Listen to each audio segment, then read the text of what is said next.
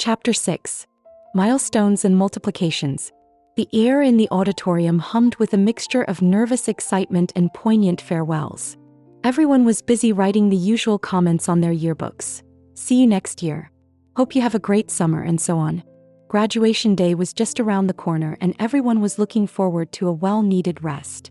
The culmination of years of scraped knees, inside jokes, and countless lessons was finally here, and there was great anticipation all around campus. As the lights dimmed, a hush fell over the crowd. A slideshow presentation was given, showing many of the highlights of the year. At the end, a small memorial video flickered to life on the large screen, a montage of bright, fleeting moments. A quick smile, a shared laugh, a triumphant jump shot. Chloe Davis, forever 13. A slide slid up reminding them that she was forever part of their graduating class.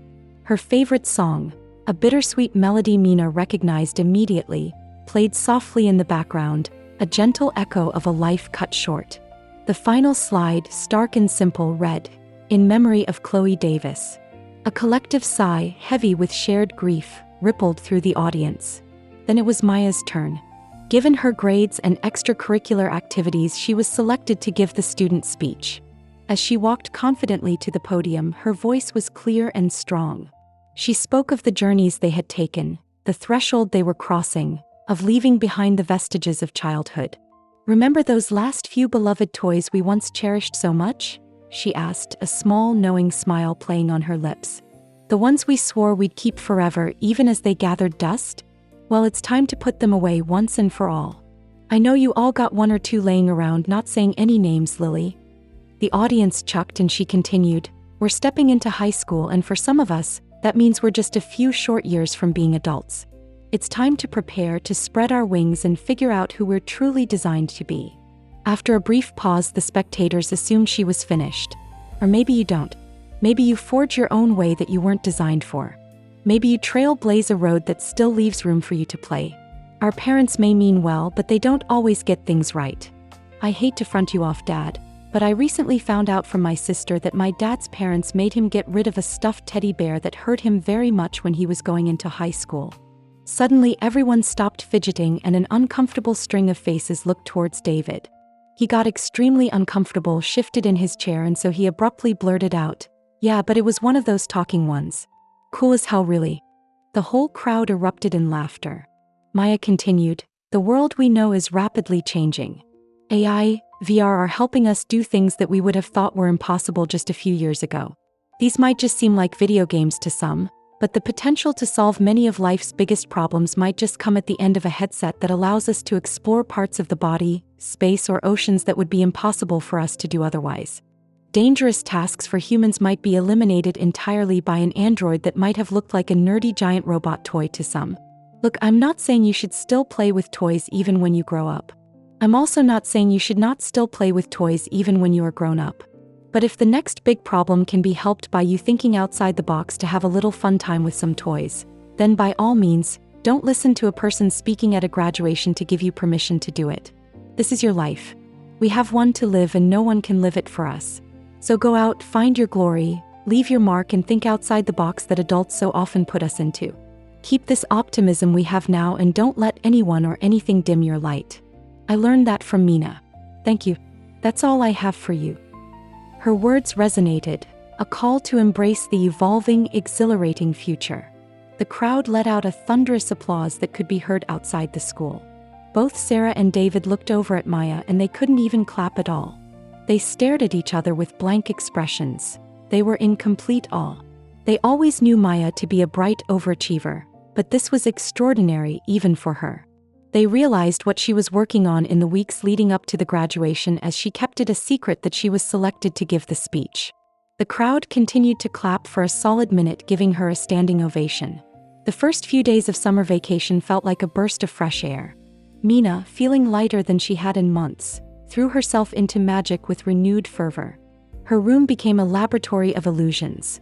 Cards fanned and vanished, coins appeared from thin air, and scarves tied themselves into impossible knots. "Dad," she called out one afternoon, holding up a deck of cards, "can you help me film some new tricks for my channel? I've got some ideas I want to try out." Her dad, always eager to connect, readily agreed. As they set up the camera, he cleared his throat, a serious look on his face. Mina, there's something your mom and I wanted to talk about again about Korea. Mina braced herself as she was completely caught off guard. He continued, his voice gentle. Look, we were honest about being worried for your safety, especially after the last time that magical disappearing act you pulled in Korea. That's true. But if I'm being completely honest, there's also a smidge of jealousy, I guess you could call it. We don't want to feel like we have to divide our love and attention with another person. It's irrational maybe, but it's how we feel. He paused, meeting her gaze. Mina listened intently, and a wave of profound understanding washed over her. It wasn't the rejection she had initially perceived. It was fear rooted in love. Dad, she said, her voice steady, that's not something you should ever worry about. You and Mom have always gone on and on about how much you love me and Maya equally. You even got annoying about it. And it's not dividing your love. I love my Korean mom and I love you and Mom and Maya. That's not dividing my love, that's just multiplication. My heart is big enough for you all. She offered him a soft smile. There are no hard feelings, truly. I really do understand. Her dad looked at her, clearly taken aback by her words, a thoughtful expression on his face. He rubbed the back of his neck. Multiplication, huh? That's an interesting way to put it. He sighed, then managed a small, wry smile. You know, it's only about 4 more years until we can't legally tell you what to do. You'll be 18 then, an adult. Mina's eyes widened. 14. Just a few short years until she was truly on her own. Puts things into a completely different perspective. Suddenly, true freedom didn't seem so far away and a clear end to her childhood seemed just like around the corner. So, her dad continued, your mom and I talked. We want this Vegas trip to be special, to truly turn over a new leaf for all of us. A clean slate.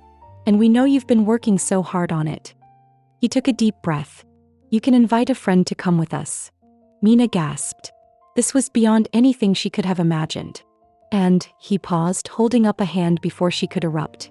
Instead of our usual single hotel room with 2 queen beds, we're going to get 2 adjoining rooms. One for us and one for you, Maya, and your friend. That's the icing on the cake. To celebrate you graduating middle school. Consider it like a rite of passage. Mina stood frozen for a split second with her mouth wide open. She had no way to process what she just heard. It was her wildest dream come true and it seemed too good to be legitimate. Then a shriek of pure, unadulterated joy escaped her. All the anger, all the resentment, all the crushing disappointment she had carried for weeks, felt like light years away.